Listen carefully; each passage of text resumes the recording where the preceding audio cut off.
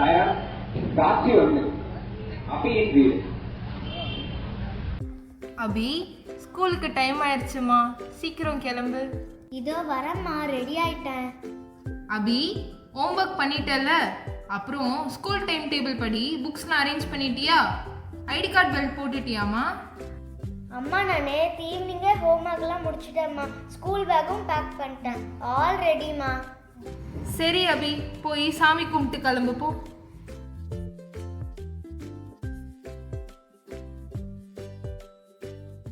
ஓம் வக்ரதுண்ட மகாகாய சூரியகோட்டி சமப்ரபா நிர்விக்னம் குரு மே தேவா சர்வகாரேஷு சர்வதா சாயீஸ்வராய வித்மஹே சத்யதேவாய தீமஹி தன்னः சர்வः பிரச்சோதயாத்.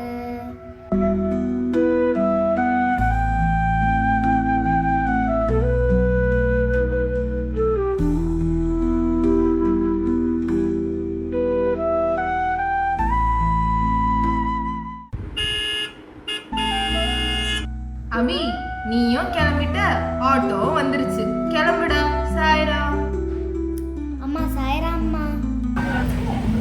காட்சி 2 பாரதிகாஸ் இன்னும் சேராத அணுவின் வீடு. அம்மா, வெயிட் எங்கம்மா? ஐடி கார்டும் காணோம். சீக்கிரமா எடுத்து கொடு.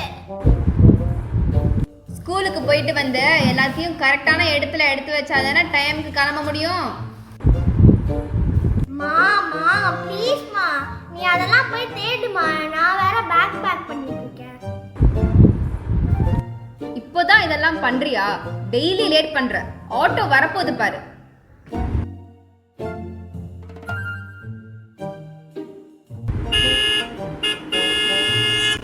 அனு, சீக்கிரம் வாமா, எப்போது மாதிரி லேட் பண்ணிடாத. அங்கிள், அங்கிள் வரேன் அங்கிள். இதோ 2 minutes ப்ளீஸ்.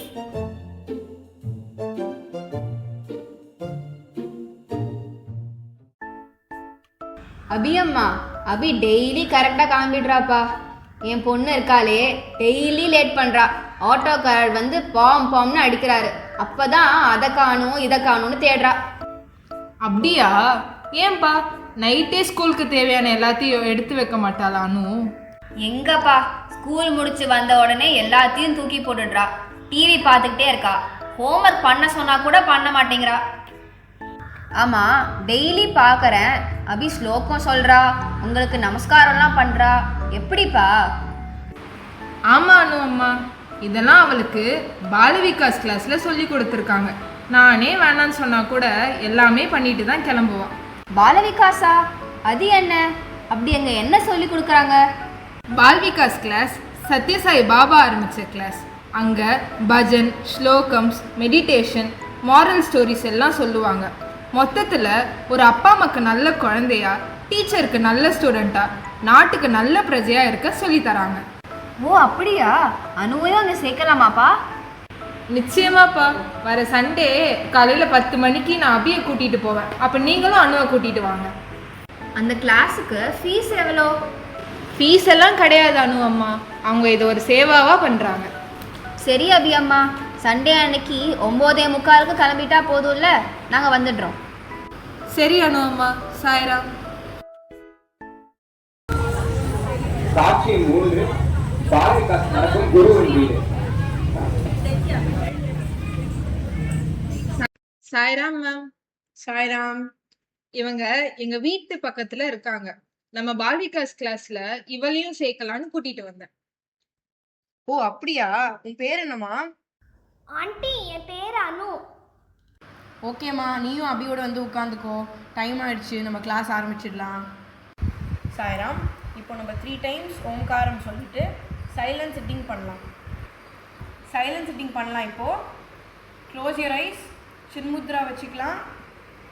கண்ணை மூடிட்டு அவங்களுக்கு பிடிச்ச விஷயத்த ஃபோக்கஸ்டாக நினச்சிட்டே இருங்க, சாந்தி சொல்கிற வரைக்கும். அமைதியா உட்கார்றதுனால என்ன கிடைக்க போகுது? உங்களுக்கு சுவாமி விவேகானந்தாவை தெரியும்ல? ஒரு தடவை சுவாமி விவேகானந்தா வந்து ஒரு லைப்ரரிக்கு போய் இவ்வளோ பெரிய என்சைக்ளோபீடியாவை எடுத்துன்னு வராரு. மார்னிங் எடுத்துகிட்டு போயிட்டு ஈவினிங்கே ரிட்டர்ன் பண்ணிடுறாரு. அப்போது அந்த லைப்ரரியன் கேட்குறாரு, என்னப்பா காலையில் தான் எடுத்துகிட்டு போனேன், அதுக்குள்ளே இப்போ வந்து கொடுத்துட்டேன், நீ படிச்சியா இல்லையா புக்கை? அதுக்கு விவேகானந்தர் சொல்கிறாரு, உங்களுக்கு அப்படி டவுட்ஃபுல்லாக இருந்ததுன்னா நீங்கள் வேணால் கொஷின்ஸ் கேளுங்க, நான் ஆன்சர் பண்ணுறேன்னு சொல்லிட்டு அவர் கேட்ட கொஷின்ஸ்க்கு அவர் அழகாக ஆன்சரும் பண்ணுறாரு. இது எப்படி சாத்தியமாச்சு? அவர் டெய்லியும் சைலன்ட் சிட்டிங் பண்ணுவார். அவர் முன்னாடி பாம்பே வந்து நின்னாலும் அவருக்கு தெரியாது.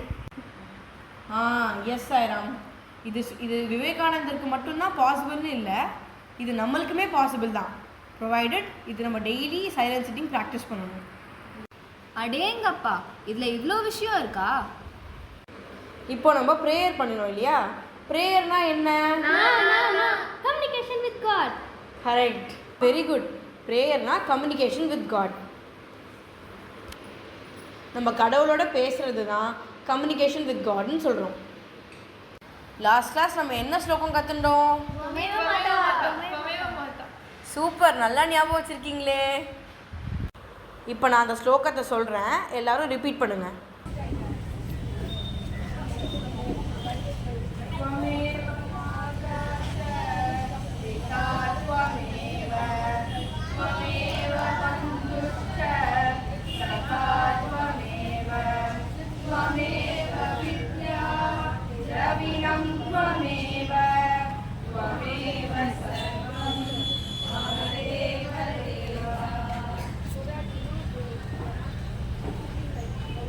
ஸ்டோரி பார்ப்போமா?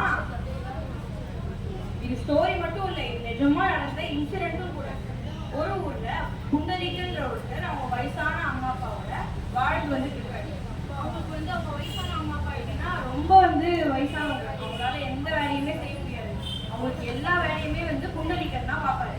காலையில ஏஞ்சி தோட்டத்துல இருந்து காய்கறி எல்லாம் பறிச்சு சமைச்சு அம்மாய்க்கு ஊட்டி விட்டு அவங்களுக்கு வந்து குளிப்பாட்டி விட்டு அவங்களுக்கு எல்லாம் க்ளீன் பண்ணி அவங்களுக்கு தினமும் வந்து கால் பிடிச்சு விட்டு விசிறி விட்டு தான் அவர் தூங்கவே வைப்பாங்க. நீங்களாம் யாராச்சும் இந்த மாதிரி ஹெல்ப் பண்ணுவீங்களா வீட்டுக்கு?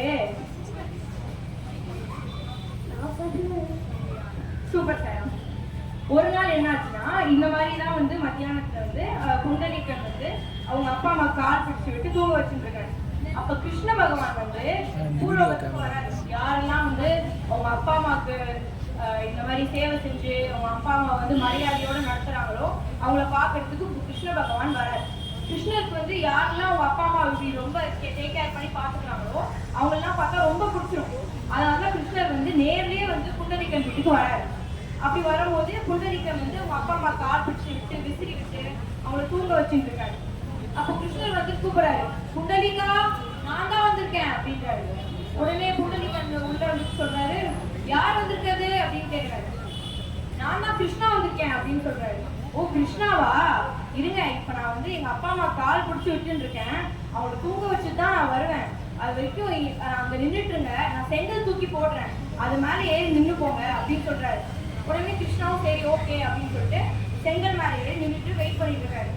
புண்டலிக்கனும் ஸ்லோவா அவங்க அம்மா அப்பா கால் பிடிச்சி விட்டு விசிறி விட்டு அவங்களை தூங்க வச்சுட்டு சாமிக்கெல்லாம் வேண்டிட்டு பொறுமையா வந்து கிருஷ்ணாவை பாக்குறாரு.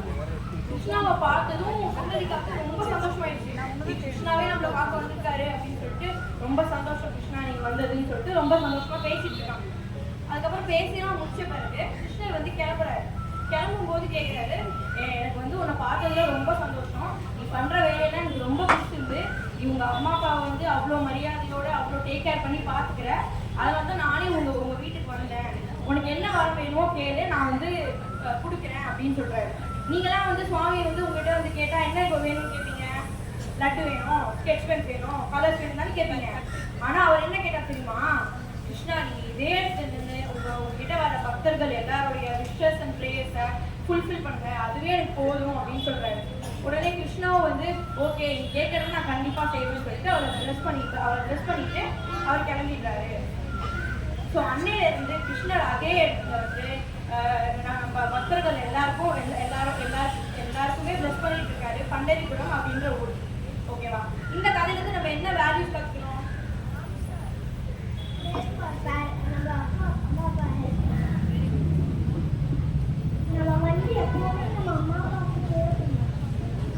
நம்ம அம்மா அப்பாவுக்கு என்னைக்குமே அவங்க மரியாதை கொடுக்கணும், டெய்லியுமே அவங்க கால் தொட்டு நமஸ்காரம் பண்ணணும், அவங்களுக்கு என்னென்ன கேட்குறாங்களோ அது கேட்கறனாலும் எல்லாமே நம்ம செய்யணும், எல்லா ஹெல்ப்புமே செய்யணும்.